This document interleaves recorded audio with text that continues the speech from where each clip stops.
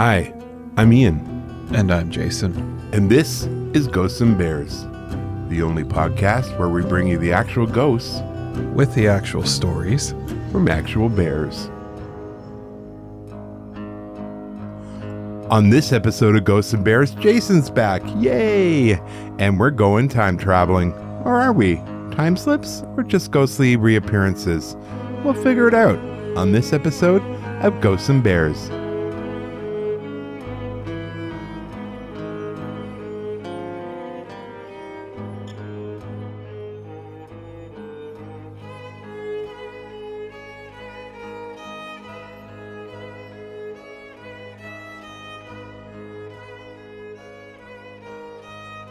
Welcome back. We are here with... Welcome for the first time. I have no idea. That's true. Welcome. If you're new, try not to pay attention to the older terrible episodes. Yeah. They're not quite garbage. But... It's lovely to have Jason back with us. He was in Paris, BC the last time. Oh, that was intense. And that was Jason basically, well, what happened? Just talk about a little bit about what happened. So we were doing a consultation for we were consulting for Kitsum Kalem Economic Development Group, which was fabulous. And we were also on site with Rio Tinto. If our listeners know what that is, it's a huge multinational enterprise or transnational corporation, whatever you wish. It's all the same thing. And Prince Rupert Port Authority. So it was, frankly, going from 5:30 a.m. until 9 p.m. minimum. Yeah. So and that was the part I wanted to talk about. We left the school at 9 p.m. That didn't mean we were done. No, I know. You guys still had to put together 9:30 to 11:30, depending. Yeah, no. So like the Friday night, it was went the 6th, 7th, 8th. So the Wednesday, Tuesday, Wednesday, Thursday, Friday, Saturday. I dropped you up at like 7:30 a.m. on the Tuesday. Yeah, and it was straight into it. And so when I picked Jason up on the Saturday, because he could have taken a bus back, but he said, please. So I drove the sports car 5.5 hours and got to stay in the magical world of Terrace. I was very lucky. I would have loved to go on the hike, but it was supposed to be done at like 8. They didn't roll back into the hotel till 10:45. So on the plus side, I would have been dead. Jay was pretty well shell shocked and was pretty. You were actually pretty sick by the time you got home. You had to take some time off work because you were not doing well.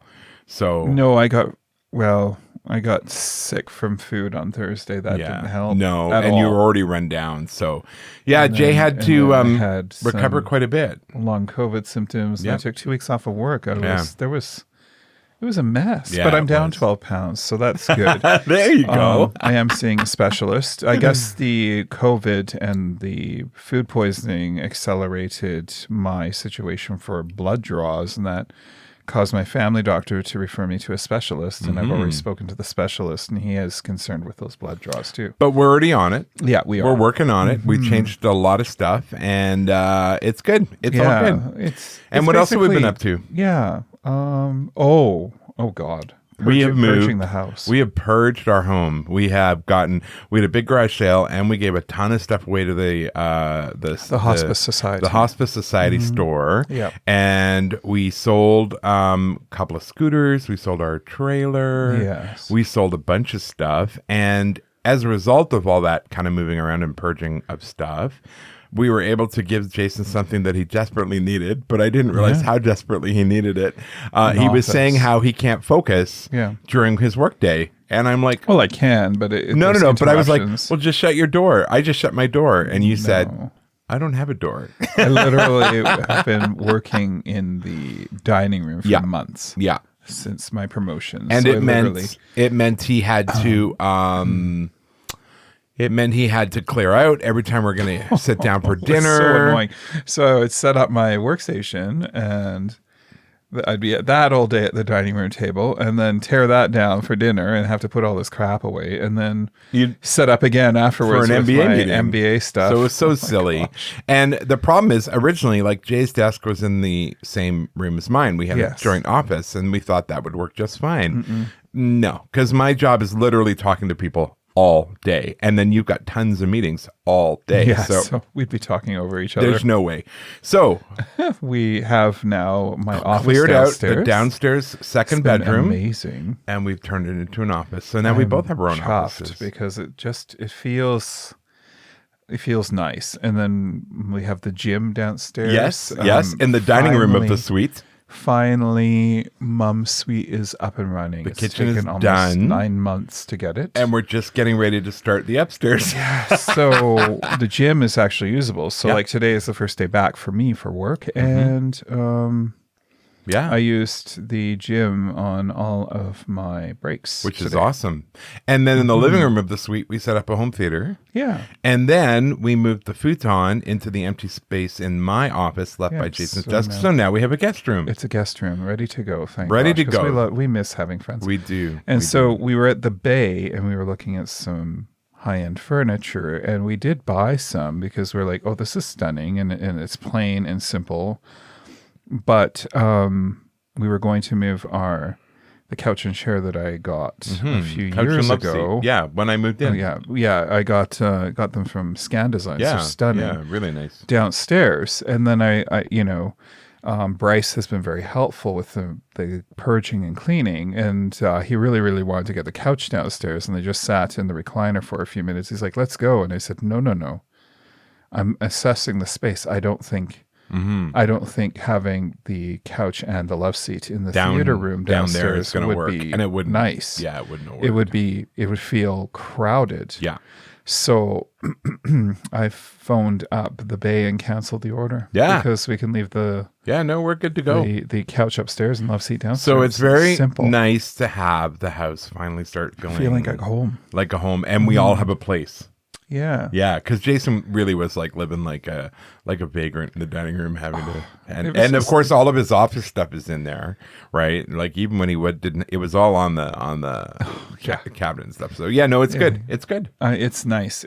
We're feeling like we're moving past into a new stage. Absolutely. In life here. Yeah. So, I said that, didn't I? I said it feels like we've moved through some kind of block, and now perhaps with this blood work, it'll be nice to continue losing weight. We got the house straightened out, and now we're getting ourselves straightened out. Yes, so it's working. Anyway, that was a really long catch up, so I'm sorry about that. No, don't be. If you're not even remotely, and if you're not a fan of the show, you're going to be like, "Who are these idiots, and why are they talking about themselves?" But if you are a fan of the show, then you know all the backstory to all this long story. So that'll have to do what it will do. We have a very interesting topic for this episode. Oh yeah, time shifting, time slips, sorry, and kind of like, I am fascinated by this. I'm not sure if I've ever run into it. Of that Voyager episode, yeah, Star Trek Voyager, when there were. When time was breaking up on the vessel. Yeah, and weird things were happening at weird times. And the vessel was out of sync internally, so parts of the vessel were actually starting to tear apart because some parts were accelerating in time and other parts were actually slowing down. So thankfully, in none of our stories are the people being torn apart, because that would be a different kind of podcast. So I thought, if you're okay with it, we could talk about murders. We could. There's a lot of true crime podcasts. Oh my goodness! Yeah. You know what? Yeah. There's that house for sale on the corner of Kearney and 15th. That is not good. No, there's a very dark history to that house. Dark history with a local person who was revealed to have killed a lot of people, and apparently he lived there at one point. Yeah. And so it's for sale now. So I'm like, great. I really want to see the basement. Good luck to whoever moves in there. Yeah, I want to see the basement. Yay. Oh, the other thing was the ghost walks. I've done really well. Oh, yes. Yeah, that's right. You did do that. The last weekend, which was August, was our final weekend for the summer before the October walks. And then some. Oversold. It was oversold. So I'm very excited about that. I like oversold. And sold out all the books. I think partially the garage sale went so well because we took Visa, MasterCard, and American Express.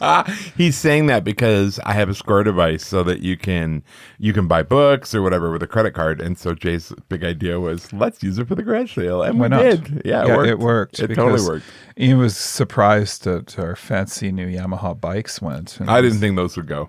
No, No they way. were like gone. And they were both gone. Yeah. Yeah. Made life easy. It made life a lot. And we have way more garage room. All right. So we will be back. Oh, what? We were thinking of writing a book. Oh, yes. Right. The blue car philosophy. Blue car philosophy. Mm-hmm. So stay tuned for that. We'll just keep you on the edge you of get your no seat. other you get no other details than that right now. Blue car philosophy. Blue car philosophy. So we'll be back right after this with our first group of stories. The first one's quite interesting. It is. And I'm going to read it because I want to. And that's interesting because I was okay, go ahead. and it's got some great time slips, and we're going to talk about those. And we are going to start the story with the most famous and probably the oldest recorded time slip. And that's coming up right after this. This is ironic because this is going to be a time slip. We're going to be pausing and then all of a sudden we're going to be right back. And not only that, Jason, they're going to hear this after we recorded it. What? We're creating. That is mind We're blasting. creating a time slip. Mind blasting. Is that what was his name? The comedian, the East Indian comedian. Oh, Russell Peters. Russell Peters. Oh, Yeah, mind that's funny. blasting. That's funny. Oh my gosh. All right, friends, we will be back right after this.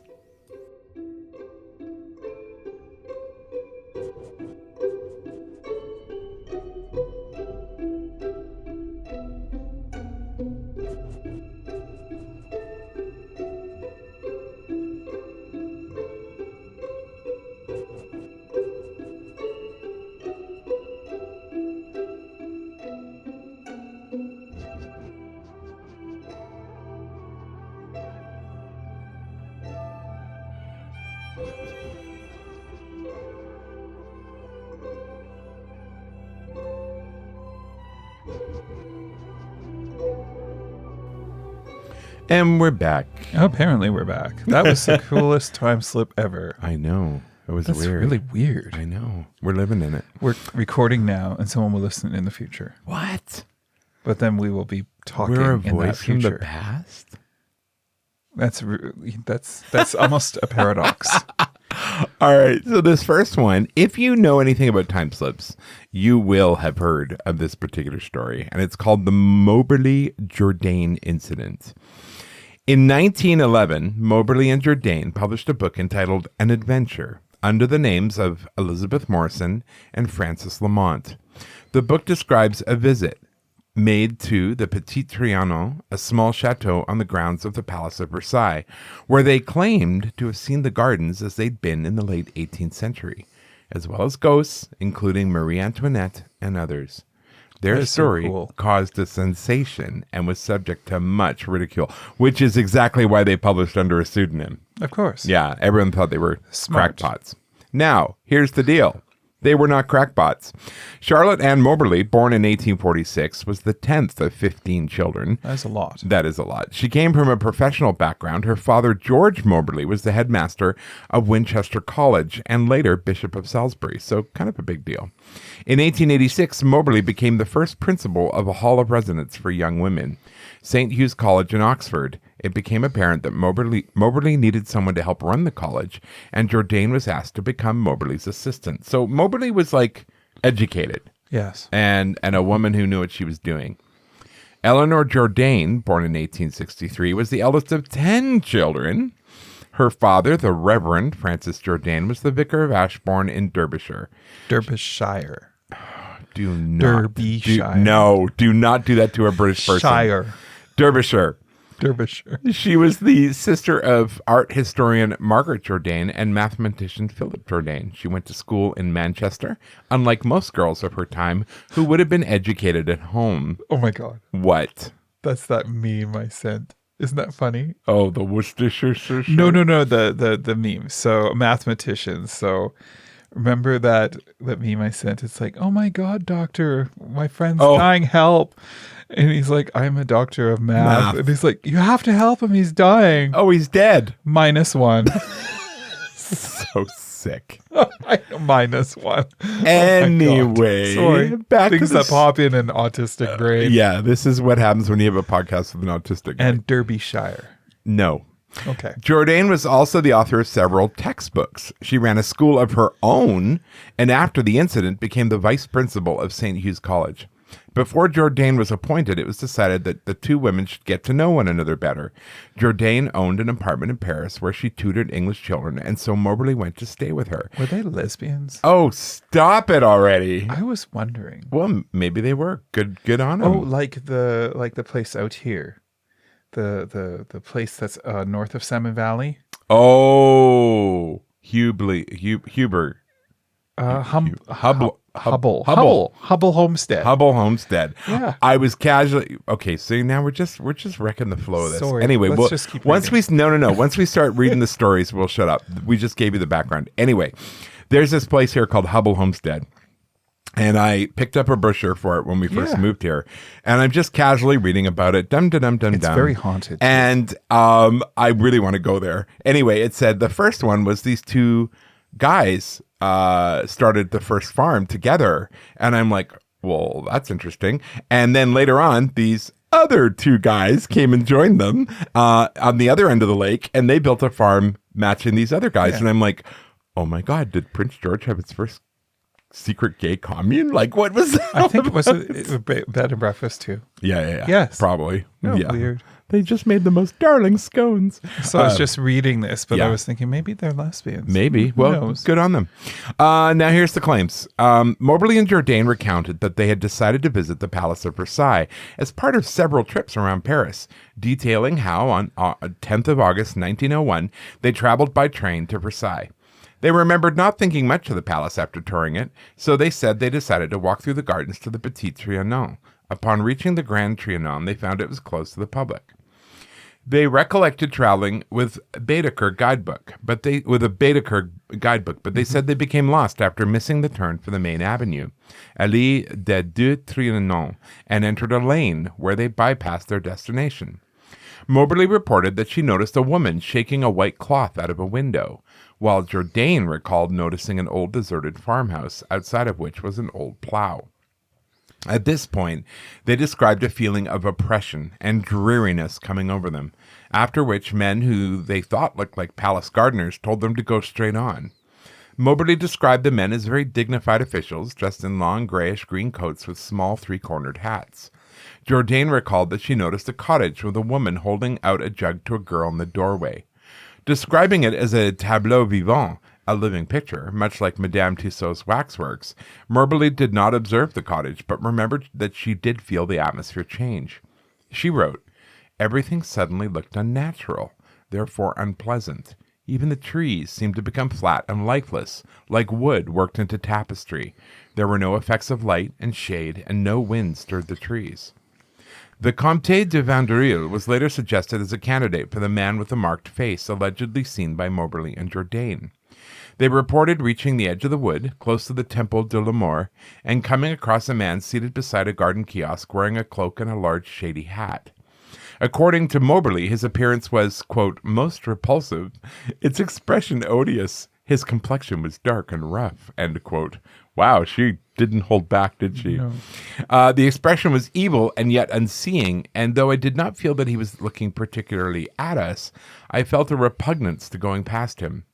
They said that another man whom they described as tall, with large dark eyes and crisp curling black hair under a large sombrero hat, came up to them and showed them the way to the Petit Trianon. Portrait of Marie Antoinette. They were talking about the portrait. The figure that Moberly saw near the Petit Trianon was claimed to bear a resemblance to the Queen, as depicted in this painting that they were looking at. Moberly said she noticed a lady sketching on the grass who looked at them after they crossed a bridge to reach the gardens in front of the palace. She later described the lady as wearing a light summer dress and a shady white hat with much fair hair. Moberly reported that she thought she was a tourist at first, but the dress appeared to be old-fashioned. Moberly came to believe that the lady was Marie Antoinette. Jourdain, however, didn't even see the lady.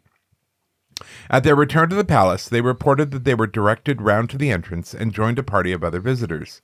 They said that after they toured the house, they had tea at the Hotel des Reservoirs before returning to Jourdain's apartment. The aftermath. According to Jourdain and Moberly, neither woman mentioned the incident to one another until a week after leaving Versailles, when Moberly, in a letter to her sister about their trip, started writing about the afternoon of the Versailles incident. She reportedly asked Jourdain if she thought the Petit Trianon was haunted, and Jourdain told her that she thought it was. 3 months later in Oxford, the pair said they compared their notes and decided to write separate accounts of what happened while also researching the history. They thought they might have seen events that took place on the 10th of August, 1792, only 6 weeks before the abolition of the French monarchy, when the Tuileries Palace in Paris was besieged and the king's Swiss guards were massacred. According to their narrative, they visited the Trianon Gardens again on several occasions, but were unable to ever trace the path they took. Various landmarks, such as the kiosk and the bridge, were missing, and the grounds were full of people. Trying to come up with an explanation, they wondered if they'd stumbled across a private party or an event booked that day. However, they found that nothing had been booked that afternoon. Through their research, they thought they recognized the man they reportedly saw by the kiosk as the Comte de Vaudreuil, a friend of Marie Antoinette, who herself Moberly had claimed to see. Convinced that the grounds were haunted, they decided to publish their story in a book, An Adventure, in 1911, using their pseudonyms. The book, containing the claim that Marie Antoinette had been encountered in 1901, caused a sensation. However, many critics did not take it seriously on the grounds of the implausibilities and inconsistencies that it contained. A review of the book by Eleanor Mildred Sidgwick, quite the name, in the Proceedings of the Society for Psychical Research, suggested that the women had misinterpreted normal events that they had experienced. Wow, so it was a woman who mansplained to these women. You just don't understand the experience you had. That's bizarre. In 1903, an old map of the Trianon Gardens was found and showed a bridge that the two women had claimed to have crossed that had not been on any other map. The identity of the authors of An Adventure was not made public until 1931. Both women claimed many paranormal events before and after their adventure. In one of them, Moberly claimed to have seen the Louvre in 1914, an apparition of the Roman Emperor Constantine. Wow. A man of unusual height wearing a gold crown and a toga. He was not observed by anybody else. That's awesome. During the First World War, Jourdain, the dominant personality of the pair, who had succeeded as principal of St. Hugh's, became convinced that a German spy was hiding in the college. After developing increasingly autocratic behavior, she died suddenly in 1924 in the middle of an academic scandal over her leadership of the college. Her conduct having provoked mass resignations of academic staff, Moberly died in 1937. -2. I'm a bit of a math It geek. sounds like she kind of went crazy at the end there. Oh, probably. Which Might what's a good thing? explain seeing Constantine in the Louvre. Yes. Yeah. Or maybe she did have psychic abilities and struggled, with dealing with those, because the early 1900s, for a lot of places, that was a time of enlightenment and science. And so in 1931, those kind of views would not have been welcome. Yeah, it's true. So who knows? All right, you got our next one for us? I believe so. All this right. one's called No Room at the Inn. Mm-hmm. Len and Cynthia Gisby and Jeff and Pauline Simpson were firm friends. It was no surprise when in late 1979 that they all decided to take a late summer holiday together. The plan was to take the ferry from near their homes in Dover, Kent, and travel through France, sharing the driving and traveling overnight to reach their Spanish holiday destination the next day. Then, after 2 weeks of early autumn sunshine, they would set off back for England by the same route. Everything went well until the end of the first long and hot day in France. Len wanted to continue and take advantage of the clear road, but Cynthia and Pauline were growing very weary. Apart from brief stops, they had been car-bound for 12 hours, and so, somewhere near Montelimar, I think so. It was agreed that... Just say it convincingly, like you have a French accent, and no one will know. Montelimar. Montelimar? Oh, it's Montelimar. Yeah. It was agreed that they should try and find a place that offered a bed for the night, an evening meal, and a breakfast. They came off the autoroute at Montelimar. North where a sign indicated there was a motel. Len got out and went to investigate. The receptionist said that unfortunately there was only one room left, but suggested that the visitors try the little back road towards Avignon. There they should come upon a smaller hotel that might have vacancies. Cynthia remembers what this little side road was like. It became very quiet. There was fencing along the road. Pauline and I laughed at the old photographs and posters that were stuck on the wall, one advertising a circus. As the road became just a narrow cobbled track, they began to worry that they were not going to find the hotel. Then a long building, like a barn with an extra story on top, loomed ahead. Len stopped and went to the door. He remembers what he found inside. It was actually a restaurant. And so I went in and asked the chap behind the counter, a wooden counter, if he had an accommodation. It took a while for him to understand, but eventually, despite his limited French, Len discovered that they did have 2 rooms. Everyone in the car was relieved. Pauline Simpson took her overnight bag from the car up to the bedroom. The room was weird, she said. The sheets were bleached white. They were very thick and large and didn't have pillows, just a round bolster that went right across the top of the bed. There was only a dim light in the room, no electrical switches. Later, to climb the stairs, they were even given candles. The bathroom was even odder, at the end of a long corridor and huge. But the antique bath was sunk into the floor and the soap was stuck in with a metal spike on the wall. The windows to the rooms were just as unusual as everything else in the building, with slanted shutters but no glass. I'm not sure how I'd feel about seeing a giant spike with the poor soap stuck on it. It's different. Downstairs in the dining room, Len and Cynthia Gisby were also feeling equally bemused. A woman in an old-fashioned dress and a fringed cap asked them what they all wanted. They recognized the word ouf, meaning egg, and Cynthia ordered that. The women ended up with egg and sautéed potatoes, and the men had steak for their meal. Even the cutlery was strangely heavy and basic-looking. Len was particularly impressed by the beer in quaint old jars with stoppers, and like nothing they had tasted before. Everyone enjoyed their meal. In the next room, some rustic-looking Frenchmen were sitting around a large wooden table, and as Cynthia comments, "We just thought it was old rural France and had a laugh. We thought it was part and parcel of the holiday." They did not stay long in the restaurant as they were all desperately tired. None of them remembers dreaming, and they all fell asleep quickly. The road outside was completely devoid of passing traffic, but Len recalled a whistling or hooting that may have come from a nearby. That night in such a wonderful hotel had got their holiday off to a terrific start. After the sun and relaxation of Spain, there was never any doubt that they were going to stay to break their long journey home, particularly when the weather deteriorated. So 2 weeks later, they came off the autoroute and found the big motel at Montelimar. Moments later, they were on the back road seeking the marvelous theme hotel again. "We couldn't find the place," Jeff explains. "We turned around, went back to the motel car park, went down the little road again. We must have done this 3 or 4 times. By now, we were all getting rather cross with one another, and the hotel definitely wasn't there." He accused Len of putting them on the wrong road. Len disputed this, but could have been taken the wrong turn. Jeff is adamant in retrospect that is not possible. "I was on the right road. There was only one road out of there. It had to be the right road. Pauline had been unwell that day, and they were desperate to find the hotel. The red wall with its old posters was on this road, so they knew this was the same route they had followed 2 weeks earlier. They even found the lay-by where they had pulled off the road. But there was nothing opposite. The hotel was just in the precise spot only 2 days before and had now simply vanished." Cynthia added, "What struck with us was the trees down the road had been small the time before. Now they were great big trees." Oh, that would be crazy, wouldn't it? Yeah. What on earth was going on? They speculated about the hotel going out of business because of the absurdly low prices, but knew that all the trace could not be obliterated so quickly.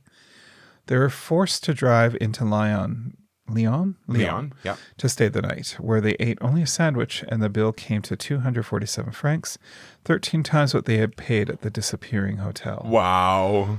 Some years later, they drove back through France to try and find the dream hotel again. They easily located the lay-by, but even with the help of the local tourist board, they failed to find the extraordinarily cheap residence in which they had stayed. It was as though they had spent the night in a phantom hotel. Even after arriving home in Kent, the Gisbys and Simpsons were not convinced that anything supernatural had occurred in France. They were puzzled as to why they could not find the hotel, but they all knew that they had stayed in it. So there had to be some explanation besides which both couples had taken photographs that would prove something. Jeff's camera was a very basic model. It took 12 exposures and was on point-and-shoot variety. 12 prints and negatives were returned by the processors, but none showed the hotel. Jeff says, I had taken a photo, and I had seen Len take some.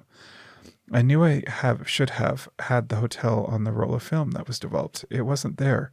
I was really surprised and shocked. When Len was processed, his photographs had come out either. He says, I changed the film at the Spanish border. There should have been 3 pictures of the hotel, but they were not there. I got all the numbered prints and negatives. There were no blanks. It's unreal with all his wife could think of adding. According to the sequence of numbers printed on the negative strip, the images of the hotel were never registered. Although some scratch marks on the film suggested that the camera may have tried to wind on. Wow. Not surprisingly, as Cynthia says, we never discussed it after that. We kept quiet about it. Jeff remarked that there was something wrong, but I did not know what it was. It was totally new to me. He added that it frightened his wife, so they decided to remain silent. That's pretty crazy. Yeah. What do you think of that? I love it. It's cool to have a ghost hotel. Well, and I love that they were actually able to stay there and have a meal and Yeah. pay their bill. Yes. Like, that's crazy. And the jars of beer sound Yeah. fun. Yeah. Little different. But they it sounds like they didn't just have a time slip. Like, they literally went back in time. Yeah, but they were exposed to a different time period. That is so cool. So we're going to be cool. exposed to a different time period, speaking of. When we record this. Oh, and then shut when people up. listen. Shut up. It's like -2. Oh my God. It's such a good meme, -1. -1. That's the full contribution of the doctor. I shared that with one of my MBA buddies. He's like, oh, you should have sent that to Professor Liam in economics. You would have gotten an A+ in that for his meme and explaining supply and demand. We have another story here. Again, takes place in England, which shouldn't surprise you. Actually, I had someone on the Ghost Walk who was talking about she lived in England, and she said like everything was haunted in England.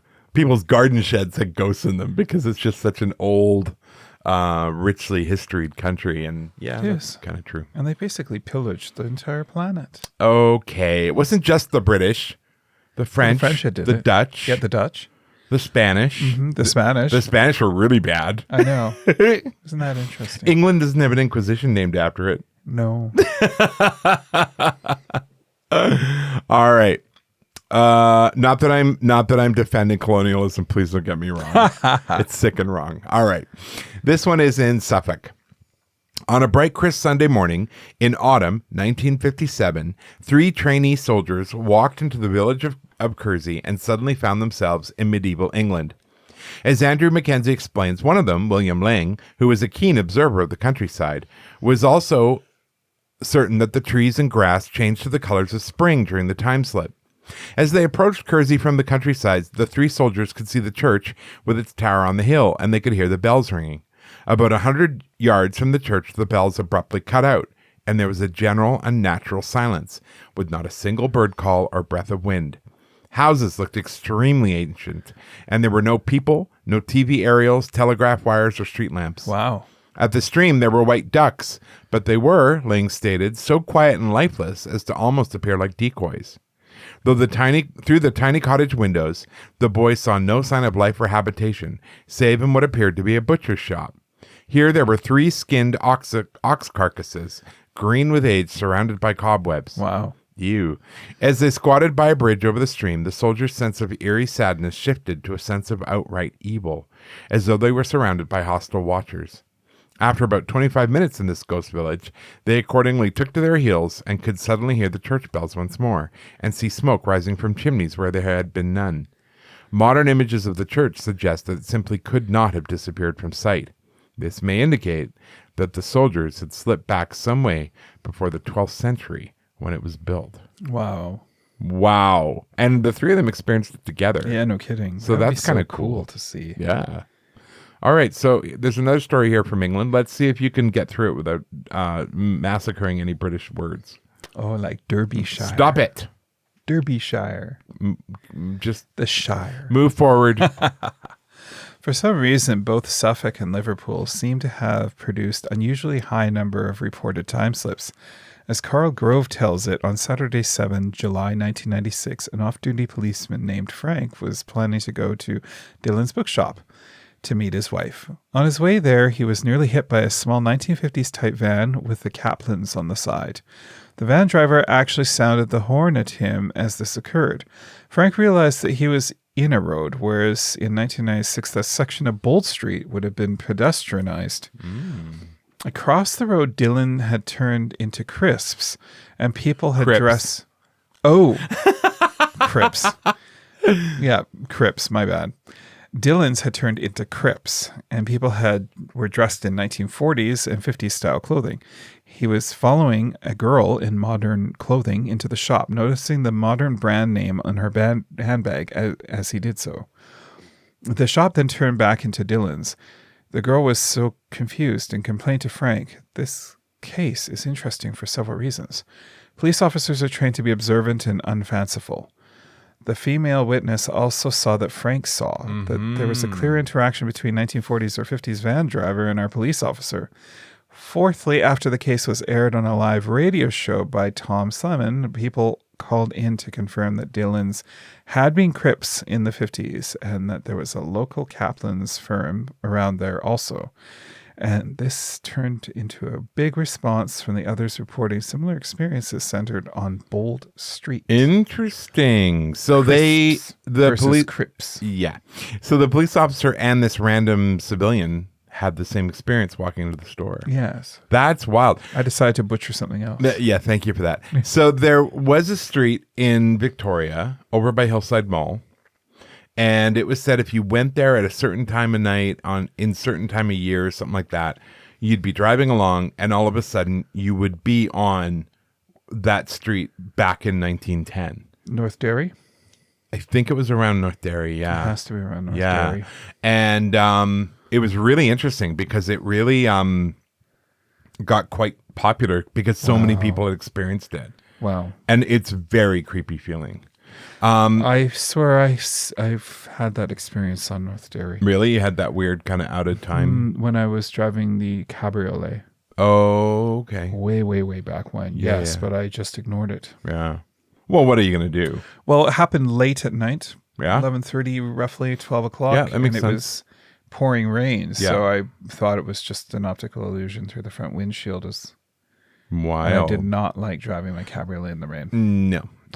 It was a summer car only, supposed to be for, but yeah, I needed to use it. Also Suffolk. So I'm adopted. My mother's family, my biological mother's family, all live in Suffolk, and I've been there, and it is it's a spiritually different kind of place. It is, I've heard. Yeah, it is. And you can say Suffolk. No, you cannot. Suffolk. I should never, ever. Derbyshire. No, I should never have given you that word. You're a horrible human being. No, all right. I'm not. It's just more fun. We have our first story from the States. So all of our American listeners will be happy. Oh, yeah. In the early 1920s, a boy and girl living in Flackton, Arkansas, walked through the silent town one Sunday afternoon when everyone was at the baseball game and Or is it Arkansas? Shut up. And took a shortcut to the ground through a pine wood. Robbie and Ann presently came to a stream they'd never seen before, and after crossing it, they were met with completely unfamiliar countryside. Gone was the scrubby undergrowth and knobby pine trees, smelly dog fennel and gypsum weed, the chattering sparrows and screaming blue jays.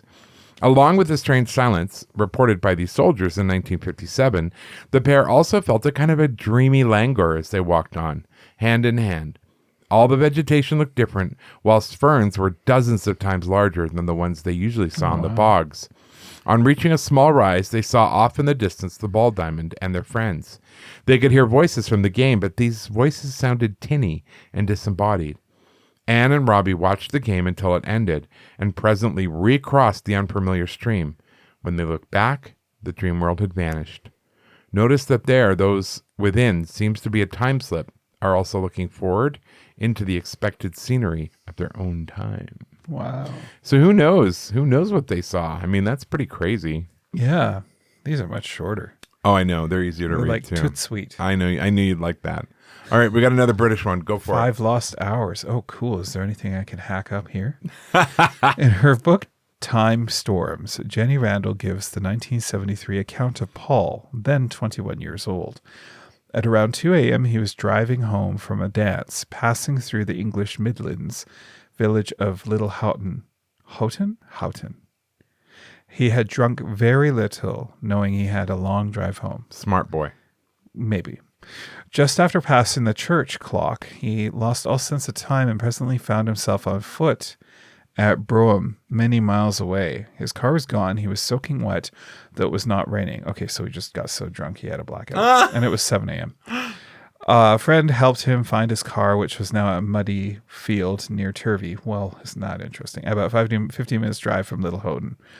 Houghton? I'm not sure. The gate into the field was locked, and there was no tire tracks in the mud. If it was argued that Paul merely had blacked out, it was some kind of fugue state.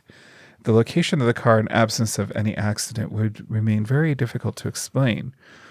Many similar versions of the experience have been reported, and a man named Paul Rainbow had one in Little Houghton in 1988. Which involved a sudden motorcycle failure, a strange egg-shaped white glow in the next field, and the familiar descent of total silence. He seemed to lose an hour and a half in moments.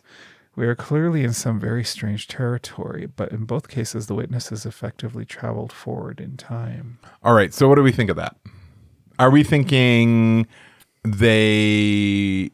I wouldn't say they were drunk, no. No, but I or do is it latch aliens? onto it could be, yeah. I mean, that sounds very alien-y. Yeah, probably. Thing to me more than a time slip. Like Men in Black, whereas like the look. Yeah. Boing. I totally know what you mean. Exactly. I don't know. That one seems weird to me. All right, here we go. In the summer of 1959, writes Richard Davis, the British actor Alan Helm was working in a theatre in Bradford, not far from the famed Bronte village of Haworth. Before performances, Helm liked to walk out on the moors, which inspired Emily Bronte's Wuthering Heights. He'd done this walk many, many times in the past 4 years. One fine day, he strode out, reaching the ruin known as Top Withens around lunchtime. Here he saw a man in a deerstalker hat with a shotgun. When the man disappeared, Helm went toward the ruin to look for him. On his way, he suddenly found himself looking down at a big Georgian farmhouse. Ooh. He ran down, knocked on the door, and peered into the windows to see a table set for lunch. He could smell pigs and hear cattle, but when he entered the barn, it was empty. Looking back up towards Top Withens, he found it had vanished. He briefly saw the deerstalker man once more, and now, badly spooked, more or less ran back to Haworth. During this experience, Helm had checked his watch and found it had stopped at 1:45 p.m. Just before curtain up, he checked it again as of long habit and saw that it was telling the right time, 5:45, although he had not rewound it. If you've never been to Top Withens, look at maps and images. The ruin is the only building in sight at this formidable remote spot. Wow. What do you think of that? I think it's cool. There was a Georgian farmhouse in England. And just sitting there. What do you mean in England? I don't know. Georgian, as in King George. Oh, of course. I love it. That's so funny. I like making fun of things. You're so funny. All right. Well, they have taken over our land. Now it's reconciliation time. Oh, geez. Calm down there. All right. We got one for you, and Jason's going to read it, and it's got lots of big Spanish words, so good luck with that. Oh, thanks so much. I will do my best. Jenny Randalls recounts a very different military training exercise from Curzy, occurring in Chile on 24th April 1977. A small unit of soldiers is on a training exercise. That night, they camp on a plateau at Pampa Lascuma, 12,000 feet above sea level. Their commander is Corporal Armando Valdez. Just before 4 a.m., a soldier named Rosales sees something strange he calls Valdez. Coming toward them down the mountains are 2 violet lights. Uh-oh, that's not good. The ground underneath is glowing oddly. Perhaps these are flakes, a mock attack. Valdez wakes the others, and at 4:15 he goes to investigate what is now one large glow on the hillside, a few hundred yards away. The soldiers crouch behind a wall and cover him. Valdez disappears. So 2 moments later does the violet glow. The soldiers wait in silence. Then at 4:30, Valdez reappears from behind them. He is not well. He seems to be sleepwalking. He presently collapses on the ground. At dawn, things get rather interesting. The soldiers who had seen Valdez shave the previous night find that he has several days' growth of beard, and they find that his watch has stopped at 4:30 a.m. It also has a date function, and this reads 30 April. Whoa. Valdez had severe memory loss and very poor coordination, something which is reported time and again by people who have had similar experiences. They cannot so much as open a door. This sometimes lasts for days. Randall's adds that the CIA agents who interviewed Valdez found him convincing and consistent. Some versions of this case infer that Valdez encountered a UFO, speaking of which. In the circumstances, is good an explanation as any. That's pretty wild. Yeah, sorry. So it's like he was missing for a few days. He was convincing, yeah. Wow. Yeah, that's not good. I didn't destroy the Spanish. I know. I'm disappointed. You got all the names right, too. Derbyshire. Oh, shut Derby? up. Stop it. Derby. I'm doing another one. This one is the Suffolk. Phantom Houses of Rougham in Suffolk. Suffolk. Suffolk.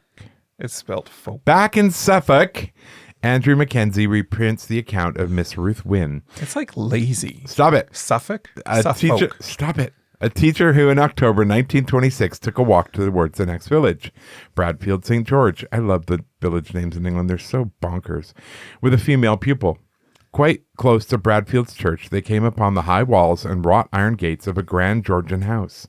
Much of the building was hidden by tall trees inside the walls. They did not repeat the walk until next spring, but on doing so, they found that this grand detached house had completely vanished. Both teacher and pupil confirmed their sighting in reports to their Labour MP. On a warm June day around 1912, a young boy, James Cobbold, was assisting the Rougham butcher, George Waylett, with deliveries by pony and trap. As they drove along Kingshall Street, the air turned cold. There was a sudden loud whoosh, and the pony reared in terror and threw Waylett from the cart. For just seconds, there appeared a 3-story Georgian house with a garden and elaborate flower beds before a mist shrouded it and all was gone. Scrambling up, Waylett yelled, "That bloody house! That's about the 3rd time I've seen that happen." Wow. Isn't that That's pretty wild. What do you think of that? I don't know. I wonder what happened to the house. I don't know. It's basically like one of those haunted ships. Yes. That shows up and comes and goes, I guess. That sounds like fun. Very weird. I love haunted ships. Well, now Vessels. you can talk about an army of the dead. There you go. Fabulous. Minus many. On the evening of 28 June 1812, between 7 and 8 p.m., Anthony Jackson, 45, and 15-year-old Martin Turner were in the fields at Havera Park near Ripley in Yorkshire. Turner suddenly cried to Jackson, "What a quantity of beast." Following his gaze, Jackson responded, "Lord bless us, they are not beasts, they are men." On the summit of a hill there had appeared a body of soldiers in white uniforms, commanded by a figure in scarlet. Marching in various formations, they passed Jackson and Turner about 100 yards away. A second army, dressed in dark uniforms, appeared behind the first, presently forming an L shape with the white-clad troops. There seemed to be no hostility between the two units, who each numbered hundreds, but after both had passed over the far side of the hill, there was a burst of something like smoke, thick enough to hide nearby cattle for around 2 minutes. Turner later recalled distinctly seeing the arms of the first army glinting in the evening sun. Was the smoke somehow akin to mist which had enveloped that phantom house in Rougham? Wow. Oh, I thought it would have been gunpowder. Yeah, but because if you have field guns, yeah, they quickly that's throw true. that level of. They're not cannons; they're field guns. But they all just disappeared either way. Yeah. That's weird. Did you like how I said Shire? Stop it. Yorkshire. Readers have probably noticed that some of these cases look like ghost sightings. To complicate matters a little further, 17th century witnesses often thought time slips to involve fairies. And not the gay kind, the little flying around. Oh, yeah. Around 1635, a man was riding home past a hill called Black Down near Taunton in Somerset. He suddenly saw on the side of the hill a great company of people apparently assembled for a country fair. There were pewterers, shoemakers, peddlers with all kinds of trinkets, fruit, and drinking booths. Realizing that it was the wrong time of year for a fair, he decided to ride into the gathering and learn more. Having them in view very clearly, when the rider came into the assembly, he could discern nothing at all. Nothing. Only seemed to be crowded and thrust as when one passes through a throng of people. All the rest became invisible to him, until he came at a little distance, and then it appeared to him again as at first. He was thrust. Stop it. He found himself in pain, and so hastened home. When he arrived, a lameness seized him all on one side, which continued on him as long as he lived, which was many years. The lameness sounds like a partial stroke. Still more telling is the exact echo of that invisible crowding and jostling of unseen people, which Jourdain reported at Versailles. These weird physical effects, along with the flatness, unreality, depression, or sudden cold, are some of the most compelling joint features of time slips across hundreds of years, thousands of miles, and possibly every possible kind of witness. Ghosts are a multifaceted phenomenon, and they deserve to be classified as a range of different events. Many sightings are readily explained as individuals who appear out of their normal time. Often the experience to change the surroundings of the witness, giving the impression of a time slip, is in fact a past life leap or a blip. And all of this sounds like something out of a science fiction movie. What is open to question is whether these stories are glimpses into the past, or does the witness actually travel back in time? Ghost hunter and author Joan Foreman collected many unusual time slip stories from around the UK. One early example happened to be a warder who was on duty in the Byward Tower at the main entrance to the Tower of London. One night he looked up to see 5 or 6 beefeaters from the distant past seated around a log fire smoking pipes. Not only that, the whole room had altered in appearance. The room reverted back to its original state when the warder left the room and returned moments later. Foreman gathered such an amount of evidence that she was able to publish Masks of Time, a book dedicated to this phenomena. Foreman's interests also took her to Haddon Hall in Derbyshire, where she was to have an experience and allow her to develop the theory of the trigger factor. Joan entered the courtyard of Haddon Hall, pausing to admire the architecture. Without warning, she, quote-unquote, saw a group of 4 children playing at the top of the stairs. A girl about 9 years old caught the attention of Joan. She had shoulder-length blonde hair, a white Dutch hat, and long green-gray silk dress with a white collar. Joan watched with fascination as the children played in the yard, fully aware that she was not seeing with the physical eye, yet conscious of watching real action. Wow. Joan decided to find the identity of the oldest child and entered the hall looking at every single family portrait. In the middle of the ancestral paintings, a picture of the girl she had seen was hung. It was Lady Grace Manners, who died in the 1640s. The trigger factor occurs when one is interested in their surroundings but not concentrating on them. A slip can happen at a precise place and moment, and the witness is thrust seemingly into another time. Whatever you believe, the next witnesses all saw this happen. Yeah, isn't that interesting? Yeah. So we'll do one more. This is the Leeds Castle in Kent. So you want to read that one, and then I think we're wrapping it up. Ooh. Okay, you read that one. At Leeds Castle in Kent, Alice Pollock experienced what could be called a classic story. Alice was experimenting in Henry VIII's rooms by touching objects in an attempt to experience events from another time. After a period of receiving no impressions whatsoever, the large room suddenly changed. The room lost its modern, comfortable appearance to become an old-fashioned, cold and bare. The carpet had disappeared, and there were now logs burning on the fire. A tall woman in a white dress was walking up and down the room. Her face seemed in deep concentration. Not long after, the room returned to its original state. By researching the castle's history, it was found that the rooms had been the prison of Queen Joan of Navarre, Henry V's stepmother, Wow. and had been accused of witchcraft by her husband. So that is the big question I think that comes out of this. Are these time slips or are they just ghosts? I think it's a bit of both, honestly. Which do you... the time slip for certain would be the one in France with where the they hotel. the entire hotel. I agree. 100%. I agree. There was no other explanation for that. That was physical. That was corporeal. That was real. Yeah, I completely agree. A with few you. of the others are more of an apparition that comes and goes. Yep. Right. I would agree with that. Because typically you have to travel into a time slip for it to take shape, right? You have to, if you're moving like in a car, like the one in France, you move from one time period into another. Whereas some of these things just seem to appear and then disappear. That's, I think, the differentiation. Good point. It's my So it's MBA not just mindset. not just about being in the right place at the time. You actually move into that I think space. you move into it. Huh. Yes. Cool. 100%. Well, there you go. There's our completely uneducated thoughts on that. So I hope you enjoyed it. Yeah, my specialty is finance and economics. Yeah, not so much time slips and ghosts. But it's interesting. It is interesting. All right. Although I do have a huge fascination with physics. Yeah, well, that can actually lean into time slips and ghosts too. 100%. Yeah. Because there's a lot of research that suggests past, present, and future are all mixed in one. Absolutely. We're all coexisting. Yeah. All right, friends. We'll be back right after this with our closing stuff and our thanks to our lovely patrons. Right Hope you after have this. fun.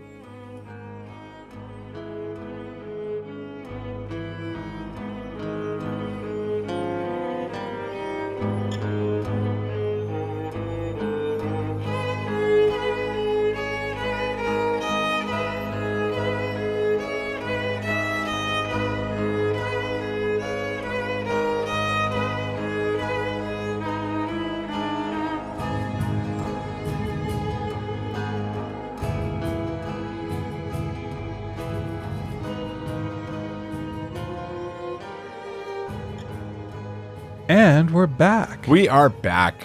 And we want to say a huge thank you to our newest patron, Yes. Johannes. Thank you very much. But we're also incredibly thankful for our other regular old patrons who stuck with us through thick and thin and who actually do make this show happen, Yes, honestly. we're very grateful. So thank you so much to Michelle, Dawn, Robin, Maria, Gina, Sharon, Sherry, Marion, Kathleen, McFizz, Mary Frances, Christopher, David, Ashley, Jeremiah, BB Nix, Melinda, Jordan, Tammy, Taya, Eben, Arwen, Steve, Kyle and Charlotte, Catherine, and Myri. Thank you so much. And remember, gosh, you've been with us for several years. I know. And remember, So if you are a patron, Yeah. you are going to be helping us out because you're going to be helping support the show and keep the lights on. Well, let us pay our bills Keep for this Libsyn and all digital that. machine working. Exactly.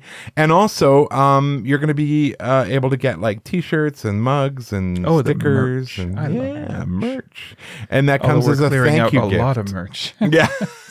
We don't actually have the merch here. I should be No. clear. Although Also, I am wearing one. you are. Ghosts and and Bears. It looks fantastic on you. I'm wearing the shirt. And also, if you are interested in getting other stuff that isn't coming at you from Patreon, go to Redbubble and look for Ghosts and Bears. The best thing to do, though, because I've tried to find our very own Ghosts and Bears shop in Redbubble, and I have to say it's not easy to find. Oh, that's weird. It's awful. So what I would do is go to the website, ghostsnbears.com, and click on merchandise. And it'll take you right to it. The merch. The merch. Have some merch. Have some merch. Enjoy it. Advertise it. All Grab that. a cup. Grab a cup of coffee. Make an espresso. Whatever you need to do. A tea, perhaps. And thank you also to everybody who has been posting reviews. Thank you. And please keep doing that. It helps get the word out about the show and what we're doing and what we're trying to do and all the fun stuff we do. And we would be so grateful to you if you could keep that going. So post on iTunes, because quite honestly, that's where 99%, iTunes and Spotify are where most of our listeners come from. That's cool. iTunes. Yeah. All right, my friends. Thank you for this. Next time you hear us, it will be September. What? Oh. Yeah. Yeah, I guess. We're already there. Oh my God. I know. 2 more semesters and I'll be done. I know. I will be so happy. Yes, you will. Oh my And God. then he'll be on every show. So it'll be a magical dream. All right, my friends, I you don't guys collapse. you guys take care and have a great rest of what's left of your summer. I hope you have a good long weekend. Yes. And we will talk Or to they you could have soon. had the long weekends. Oh my gosh, you're right. What if someone's listening to this like 4 years from now? Weird. That was Voices from the past. time slipping. We are our own time slip. So that just kills that theory because all they had to. Well, no, I guess they could be just traveling in time. Yeah. Everyone's traveling in time. Oh my God, maybe they heard this ahead of time before we recorded it. Could be true. That would be a paradox. I know. All right, An friends. interesting one. Take care. Okay, bye. Bye.